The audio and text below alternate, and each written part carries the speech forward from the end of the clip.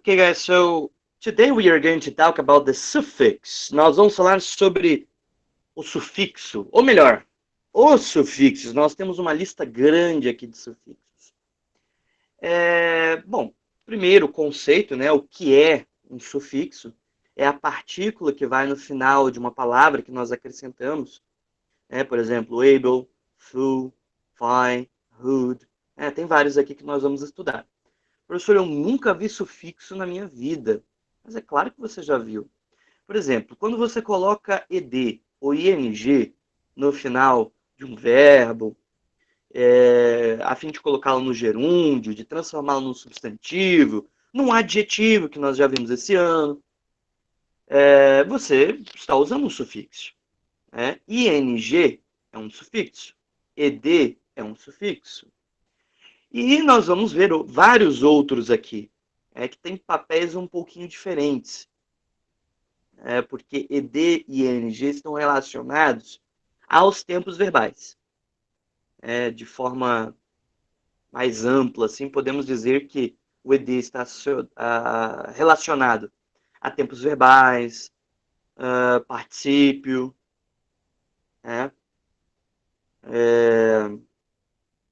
adjetivos. Nós vamos ver aqui outros sufixos que estão relacionados a outras coisas, outras classes gramaticais.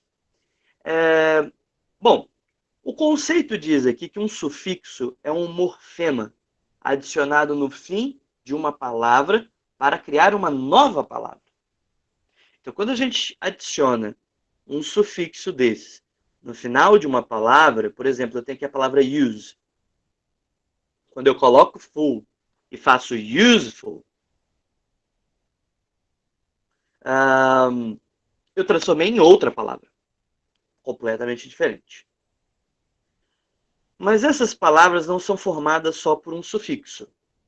Elas têm o que nós chamamos de raiz, ou morfema lexical, que é o núcleo de significação da palavra. A gente diz isso em português. Aqui diz que a raiz é o núcleo inalterável de uma palavra, na qual todos os sufixos são adicionados. E aqui nós temos alguns exemplos. Um sufixo é um morfema adicionado no fim de uma palavra para criar uma nova palavra.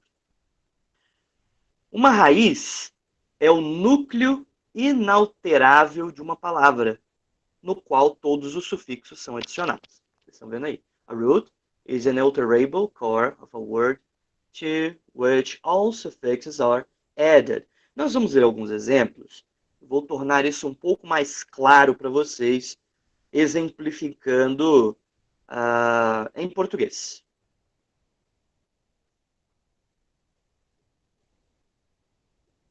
Quando eu tenho, por exemplo, pessoal, bastante atenção aqui, ó, casa, casinha, casebre, casarão. São várias palavras. Várias palavras. Todas elas, casa, casinha, casebre, casarão, todas elas começam com esse cas. Vocês estão percebendo aqui, ó? Cas, cas, cas. Todas têm um cas aqui, ó. O que significa esse cas? Uma moradia. Casa, uma moradia comum. Casinha, uma moradia pequena. Casebre, uma moradia simples, uma moradia abandonada, destruída. Casarão, uma moradia grande, uma moradia bonita. Então vejam, qual é a raiz dessas palavras? O núcleo de sentido dessas palavras é o cas. Porque em todas essas palavras, o cas é que está indicando que se tratam de moradias. E aí eu tenho uma outra parte nessas palavras, olha aqui, ó, que é o sufixo. Olha dessa palavra aqui, ó, casinha.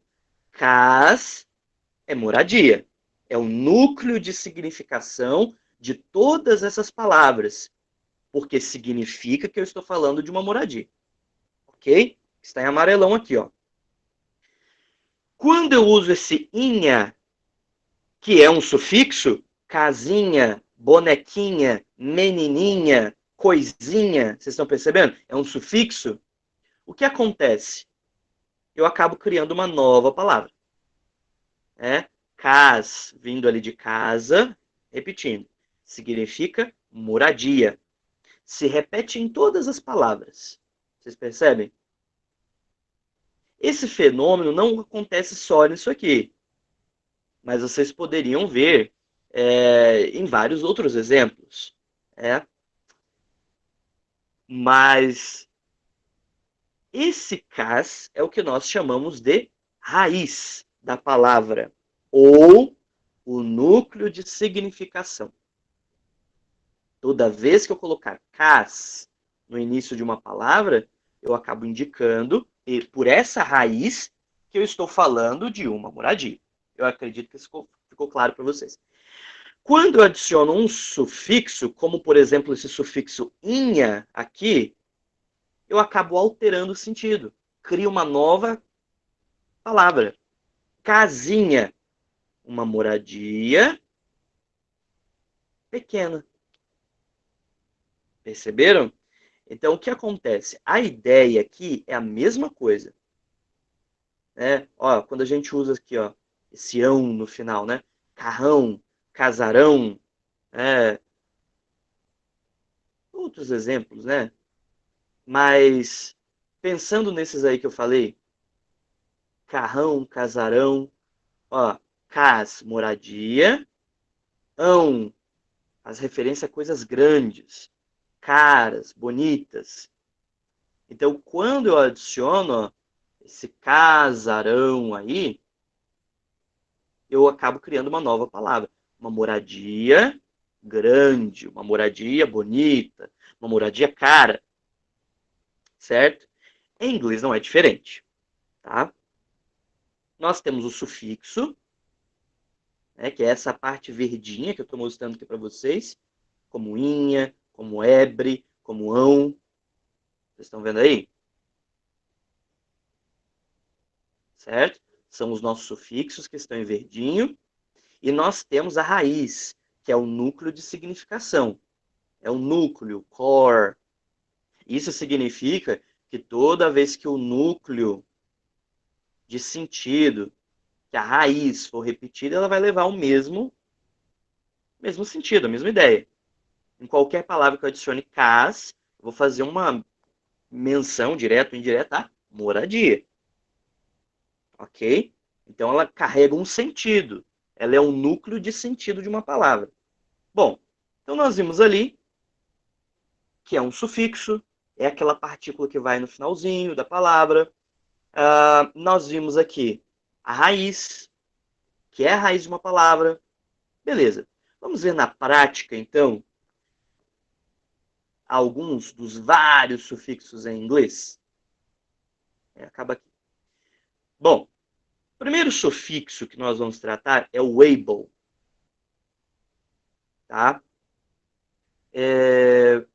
Able, de uma forma simples, eu poderia traduzir como veu. Veu, V-E-L, veu. Por exemplo, unalterable, inalterável, comfortable, confortável, unbelievable, inacreditável, incredible, incrível. Tá vendo? Inacreditável, incrível, confortável, inalterável. Entendeu? Esse ável que a gente tem no final dessas palavras, em inglês é o able. Se você tem aí no seu material um lápis, uma lapiseira, uma caneta, faz aí a observação ável ou evil também, incrível, inalterável, confortável, inacreditável, able, ok? Agora, quando a gente usa able, o que nós estamos criando? Nós estamos transformando um substantivo Por exemplo, ó, comfort, conforto. Conforto é um substantivo. Eu coloquei able, ele se transformou em confortável. E confortável é o quê? Confortável. Né? É um adjetivo, né, pessoal? Confortável. Esta roupa é confortável. Esse tênis é confortável. Ok? Então eu acabo transformando substantivo em adjetivo. Então, sufixo able. Esse daqui, full, é muito interessante. Gosto muito dele. Você também transforma substantivos em adjetivos. Certo? E existem palavras que vocês vão observar que vocês já conheciam com um sufixo. Eu vou mostrar para vocês. Bom, qual é o significado? Quando eu coloco full, seria cheio de alguma coisa. Né? Por exemplo, aqui, ó, use é o substantivo uso. Quando eu coloco useful, seria cheio de uso. Ou o adjetivo útil. Ok? Aqui na frente é a mesma coisa. Ó. Care, cuidado. Careful pode ser cheio de cuidado. Ou a tradução mesmo da palavra. Cuidadoso. É? Cuidadoso. É um adjetivo. Então, toda vez que eu coloco esse full, eu vou dar um outro exemplo aqui para vocês, bem legal. E vocês vão rever uma coisa bem interessante. Vocês já aprenderam sobre sufixos, tá? Que é a regra para o acréscimo de sufixos. Quando eu tenho, por exemplo... Deixa eu tirar aqui a cor. Quando eu tenho, por exemplo, a palavra beauty. Ou beauty. Beleza. E aí eu vou colocar o sufixo full. Vai ficar assim, ó. Beautiful. Que é a mesma coisa que bonito. Ou bonita. Ou cheio de beleza. Vocês entenderam? Então a gente transforma um substantivo em adjetivo acrescentando full. Então essa palavra beautiful, nossa, muita gente conhece, né? Pessoas que começam a aprender o inglês do beabá já sabem algumas palavrinhas como beautiful. Né? E é uma palavra formada a partir de um substantivo e com o acréscimo de um sufixo. Vocês percebem? E aí tem o núcleo de significação, né? Que é o bill. Ó. Entendeu? Beleza, belo, bonito. Todos vão começar com bill. Se assemelha muito. Tem uma expressão em francês bem semelhante. Na verdade, tem algumas certas influências. Né? É claro, a gente tem que pensar no seguinte. De onde veio o inglês? O inglês veio da Inglaterra. Quem estava próximo à Inglaterra durante milênios? Os francos, depois a França. Então tem certas influências do francês. Tem mais influências ainda do alemão. Sabe uma coisa interessante? Em determinado momento, lá no quarto século da nossa era,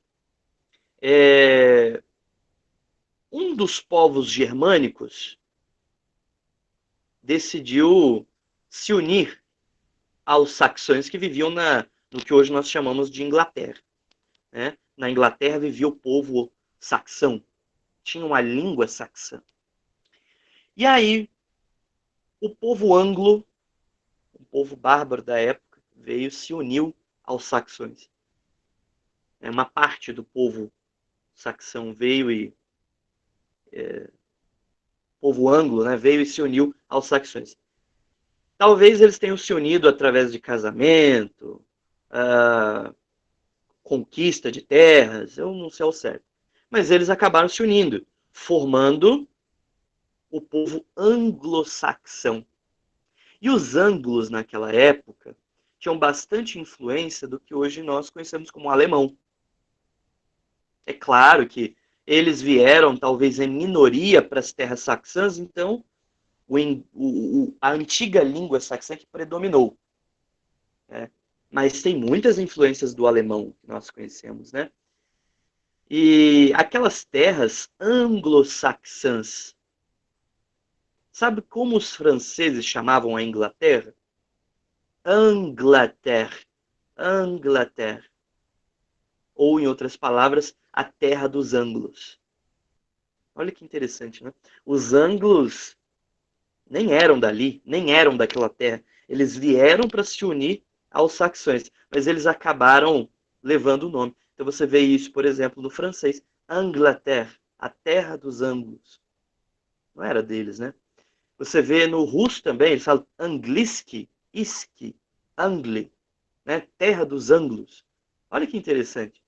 Então tem essa influência, assim, de quem vive ao nosso redor, né, no nosso idioma, isso é claro. Não é à toa que o nosso português aqui do Brasil é amplamente influenciado pela língua tupi, né, e por outras línguas indígenas também. Então nós temos palavras do nosso vocabulário aqui no português brasileiro que não há no português de Portugal. Palavras como pipoca, mandioca, né, são palavras nossas. Bom, nós vimos aí full, nós temos fi. Ah, outra coisa aqui, pessoal. Vocês perceberam aqui, ó? Esse Y saiu, virou I. Vocês estão percebendo aqui? É uma regrinha para o acréscimo de sufixos. Vocês aprenderam isso aqui com ED. Acho que nem fui eu que ensinei para vocês, porque ano passado vocês não tiveram aula comigo. Mas nos anos anteriores, em que vocês tiveram aula, qual era a regrinha que as pessoas diziam? Olha, para colocar ED no final de um verbo que termina em Y, você tem que observar se antes tem uma vogal ou consoante. Se tiver vogal, você deixa o Y. Se tiver consoante, você tira o Y e coloca I. Mas, na verdade, essa não é uma regra só para verbos. Né? Essa é uma regra geral para acréscimo de sufixos. Das dezenas de sufixos que nós temos, a maioria seguirá aquelas regrinhas lá. Do CVC, do Y, certo? Então, a gente vê aqui, ó, Y, e antes tem o quê? Uma vogal ou uma consoante? Se fosse vogal, eu poderia manter o Y. Como é consoante, eu troco o Y por I. Aí fica beautiful. Tá? Uma regrinha que vocês aprenderam aí nos anos anteriores. Fi. O que significa? Fi significa fique. Por exemplo, justify. Justifique. Modify. Modifique. Exemplify. Exemplifique. Ah, então vai ser o sufixo. Toda vez que vocês forem colocar um sufixo também, gente, não lança uma partícula no ar, não. Tá? Isso aqui não é química nem física. Você vai colocar um tracinho e coloca o sufixo, a partícula. Porque aí você indica que há algo antes desse sufixo, né? Você indica que ele é um sufixo, ó, porque esse tracinho aqui está indicando que tem uma palavra que vem antes. E ele vem no final. Então, ele é um sufixo. Se ele tivesse um tracinho aqui do outro lado, ao invés de ter aqui, se ele tivesse do outro lado, ele indicaria que uma palavra vem depois. E aí ele seria um prefixo. Por exemplo, an. Olha aqui, ó. An, de negação, né, de ideias negativas. Por exemplo, unalterable, inalterável. Alterable, alterável. Unalterable, inalterável. Perceberam? Unbelievable, inacreditável. Então, esse daqui, ó, que vem no início, é um prefixo. Ok? Claro que o número de sufixos é maior. Bom, nós vemos aqui fi, então, fique. Tracinho, fique. Justify, modify, exemplify, ok? Hood. O que significa? Hood, basicamente, é quando eu crio um grupo de algo. Por exemplo, neighbor, vizinho. Quando eu coloco hood, neighborhood, vizinho, se torna vizinhança. Um grupo de vizinhos. Perceberam? Childhood. Né? Infância. Então, assim, quando a gente coloca o hood, pessoal, coloque o seguinte na cabeça de vocês. O hood vai criar um grupo de substantivos da mesma espécie. Tá? Então, gravem aí. Vizinho, neighbor. Neighborhood, vizinhança. Criou um grupo de vizinhos. Ok? Ish. Ish. O que significa? Quando eu coloco ish,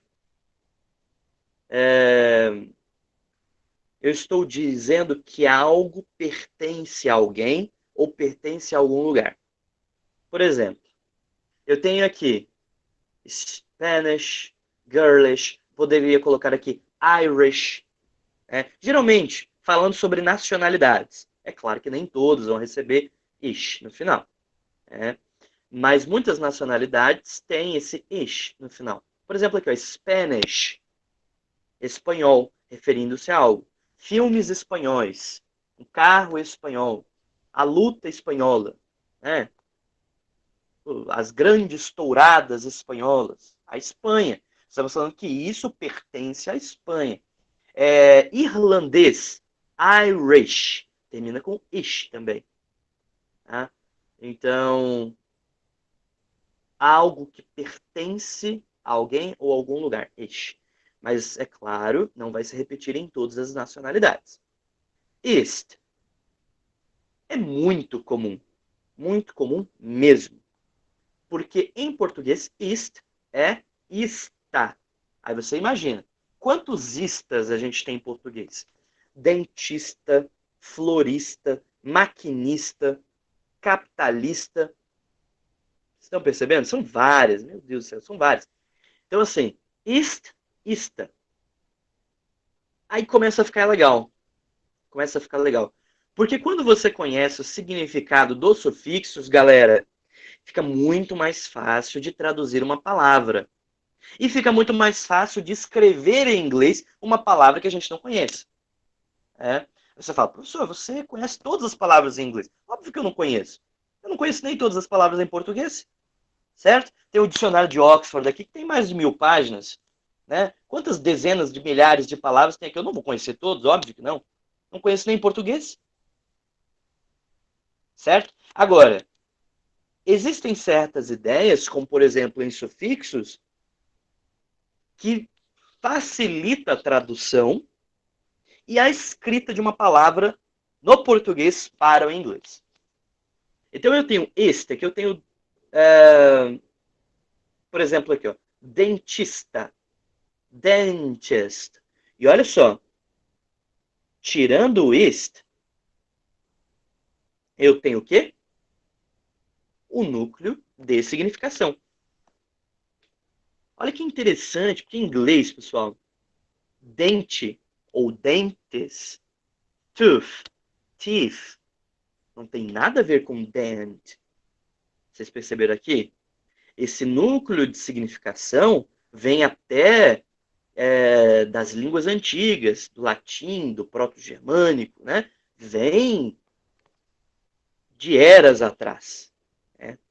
Então, e não tem nada a ver com a palavra dente em inglês. Mas, se você for observar no espanhol, no francês, no alemão, no inglês, no italiano, essa terminação se repetirá. O que vai mudar? O sufixo. Por isso que eu estou falando que é muito fácil. Se você conhece o sufixo, fica mais fácil. Olha só. Dentist. Eu sei a tradução disso. Dentista. Aí eu tenho capitalist. Capitalista. Só muda o sufixo. Vocês estão percebendo aqui, ó? Capitalista. Eu só acabo traduzindo o est, o sufixo. Percebem aí? Isso ajuda muito na hora de traduzir. Por exemplo, vamos pensar aqui agora, exercício prático. Provavelmente, vocês não sabem como se escreve maquinista em inglês. Provavelmente. Talvez vocês saibam. Mas seguindo essa regra, essa ideia, se o início, se a raiz se manterá, e se eu só mudo o sufixo, maquinista, como vocês acham que vai ser em inglês? Aí, ó. Maquinista. Muito bem. Percebeu? Então não era uma palavra, talvez, que estivesse no vocabulário do Gabriel, mas através do sufixo fica mais fácil. Vocês perceberam? Aí se você fala, por exemplo, esquerdista, professor, como é que se escreve? Esquerdista tem no mundo todo. Ó, left não é esquerda. East não é o nosso ista. Então, ó, esquerdista. Segue a mesma ideia para o direitista também. Rightist. Esquerdista. Esquerda e ista. Percebem? Então vejam, não é tão complexo assim. Isso aqui é para ajudar mesmo. Less significa sem. Sem alguma coisa. Por exemplo, use. Uso. Useless. Sem uso. Ou seja, inútil. Useless. Inútil. Sem uso. Care. Cuidado. Quando eu coloco less, fica careless. Sem cuidado. Quando eu coloco, por exemplo, home, casa, H-O-M-E, home, e aí eu coloco less, fica assim, ó, homeless. Significa o quê? Vamos lá, participem. Deixa eu ver se vocês estão na ideia Sem aqui teto, comigo. sem casa. Perfeito. Né? Homeless, casa, less, sem. Homeless, sem casa, sem teto, né? Uma pessoa que não possui uma residência. Bom, o que significa meant? Mento. Mento. Por exemplo, movement. Movimento. Payment. Pagamento. Pagamento. Então, o movimento, pagamento, como diz aqui, é a ação ou resultado de um verbo. Então, quando você move algo, você fez um movimento. Quando você paga algo, paga uma conta, paga um funcionário, você fez um pagamento. Né? Então, tem essas ideias aqui interessantes. Quando a gente usa ist também, ó, esqueci de falar, ó, uma pessoa que pratica algo com certos princípios, doutrinas, né? Mas é a prática de algo, alguém que pratica algo. Dentista, capitalista, esquerdista, manobrista, florista, maquinista. Vocês estão percebendo? Alguém que pratica algo. Ment, mento, movimento, pagamento. Né? É o resultado que se obtém com a execução de algum verbo. Pagar. O que ocorreu? Um pagamento. Mover. O que ocorreu? Um movimento. Mas tem outros casos também. Por exemplo, cimento. Termina em ment? Sim. Não necessariamente é o resultado de algum verbo. Mas vai terminar com ment também. Cement. Cement. Mesma coisa. Ness. Ness. Quando eu utilizo ness, eu transformo um adjetivo em substantivo. É exatamente o contrário de full. Certo? Vocês estão vendo aqui, ó, full, less. Exatamente o contrário deles. Porque full, eu pego um substantivo, coloco full e se transforma em um adjetivo. Aqui embaixo eu pego um adjetivo, coloco ness e se transforma num substantivo. É o processo exatamente inverso de full. Por exemplo, sick, doente. Né? He is sick. Ele está doente. Então, é adjetivo. Quando eu coloco ness, sickness, eu acabo transformando em doença. Tá? Good, bom. Goodness, bondade. Né? Bom, e para a gente concluir, pessoal, os mais comuns, tá? Shan e Xian. O que significa Shan? São. Cedilha, A, tio e a letrinha O. São. Xian, zão. S, A, coloca o tio e a letrinha O. Zão. Shan, são. Com cedilha. Xian, zão. Com S. E aí, o início das palavras se repete. Exatamente como a gente viu aqui no caso de ist. E a gente só traduz o sufixo. Por exemplo, creation, criação. Revolution, revolução. Perceberam aqui, ó, que a gente só muda o shan? Vou fazer um teste com vocês, ó. Como que é a imaginação? Seguindo por essa ideia, que a gente repete o início da palavra, só troca o sufixo, imaginação vai ficar como em inglês? Pensa aí direitinho. Se o sufixo em inglês é shan, se eu repito o início da palavra, como é que vai ficar? Imagination? Muito bem. Very good. Você tá vendo aí como que é útil? São ideias úteis? Então, creation, revolution. Aí você pega, por exemplo, construção. Construction. Entendeu? Ação. Action. Então a gente acaba. Imagination, que a gente falou. Então, a gente acaba só traduzindo o sufixo. Vê como é fácil. Isian, zão. Por exemplo, explosão.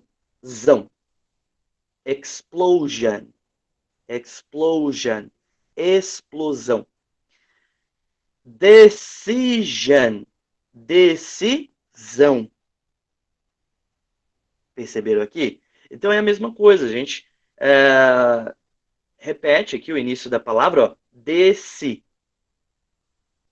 E só muda o sufixo. Zian. Por zão.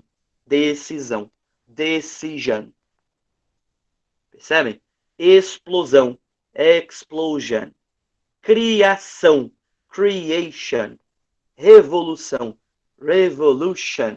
Claro que tem algumas regrinhas. Por exemplo, na pronúncia. Eu nunca vou falar em inglês. Revolution. Revolution. Né? Tem uma diferença aí. O R em inglês a gente não vai falar como do português, né? Rato. Riso. Ra. Esse ra. A gente não faz isso em inglês. É ra. Ré. Ri. Ró. Ru. Né? Então você tem tipo um R da roça, né? Mas se você tem, por exemplo, restaurante, restaurant, rural, rural, e tem dois R's ainda, hein? Então, é importante apenas observar, né, a pronúncia das letrinhas, tem outras regrinhas também, mas no geral é isso que eu estou mostrando para vocês. É bem útil mesmo. Ajuda muito na tradução, na escrita em inglês. Às vezes eu tenho dúvida, né, uma palavra assim, inimaginável. Pô, como é que vai ficar inimaginável em inglês? Não lembro disso não, cara. Não é uma palavra assim que a gente usa todo dia, né? Inimaginável. Mas eu sei como é able. Eu sei que in é un. Imaginar, imagine. Unimaginable. Unimaginable. Inimaginável. Percebem? Então, assim, quando eu conheço prefixos e sufixos, fica bem mais fácil de eu conseguir identificar uma ou outra palavra. Eu acredito que ficou bem claro para vocês, né? Isso porque vocês são nota 10 e também o conteúdo não é muito difícil. Não.